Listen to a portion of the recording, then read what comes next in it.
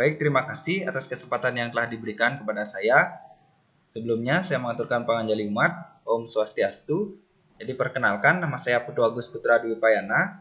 Jadi, di sini saya akan mempresentasikan terkait dengan jurnal yang berjudul Engineering of Filamentous Fungi for Efficient Conversion of Lignocellulosa, Tool, Reason, Advice, and Prospect.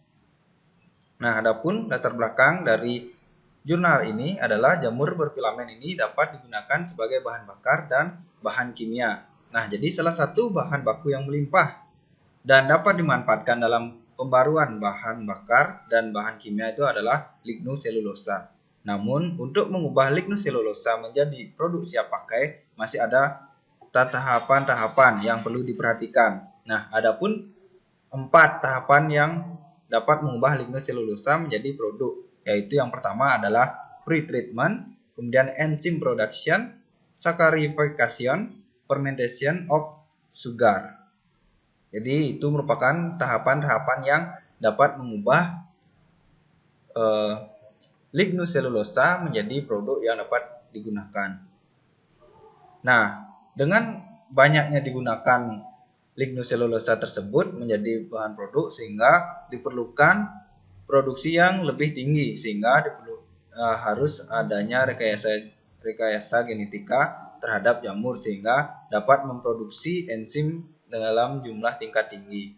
Nah, produksi enzim lignoselulolitik yang tinggi dan berbiaya rendah untuk sakkarifikasi memerlukan jamur yang memiliki produksi enzim yang tinggi juga, sehingga harus dilakukan rekayasa gen agar dapat memproduksi enzim yang tinggi. Nah, adapun beberapa langkah yang perlu diperhatikan adalah yang pertama meningkatkan transkripsi gen pengkode enzim lignoselulolitik, kemudian modifikasi jalur sekretori dan degradasi protein. Yang terakhir itu adalah manipulasi kombinatorial dari beberapa proses seluler. Jadi itu merupakan beberapa langkah dalam melakukan rekayasa terhadap jamur lignoselulolitik sehingga dapat memproduksi enzim dalam kadar yang tinggi.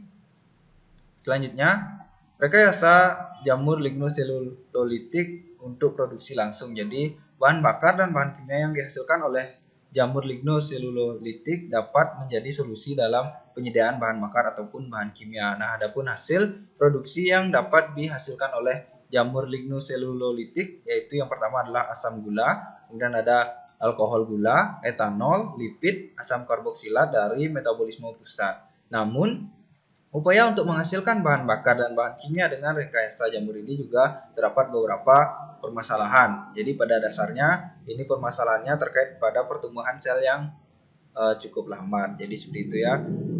Selanjutnya, nah, ada alat untuk rekayasa jamur lignoselulolitik. Jadi adapun beberapa fokus utama yang harus kita perhatikan dalam artikel ini. Jadi ada 4. Di sini yang pertama adalah kontrol yang tepat dari ekspresi gen, kemudian manipulasi genetik dari beberapa gen, pengeditan gen yang ditargetkan, kemudian screening fenotip throughput tinggi. Jadi 4 ini adalah fokus utama dalam rekayasa jamur lignoselulolitik. Nah, adapun perspektif masa depan. Jadi, ada beberapa hal yang perlu dipahami lebih mendalam agar mendapatkan manfaat yang lebih baik di masa depan nanti. Nah, yang pertama itu adalah pemahaman yang lebih dalam tentang biokonversi lignoselulosa ini masih terbatas sehingga perlu diperdalam terkait dengan proses seluler yang terlibat dalam konversi sel lignoselulosa.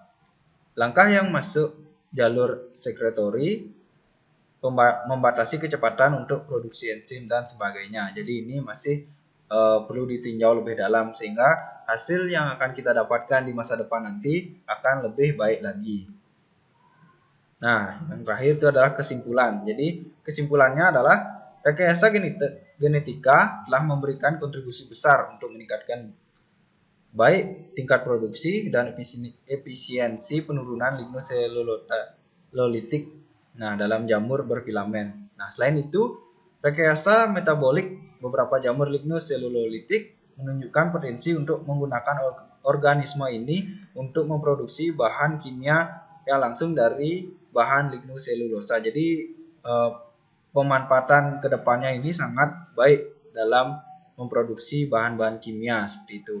Nah, jadi mungkin itu saja yang bisa saya sampaikan terkait dengan artikel ini. Jadi semoga bermanfaat untuk kalian. Jadi bisa kalian pahami bahwa dengan adanya jamur berfilamen yang mengandung enzim lignoselulolitik ini dapat menghasilkan bahan bakar ataupun bahan kimia yang tentunya bermanfaat bagi kita. Nah, untuk itu saya akhiri presentasi saya dengan Paramasanti.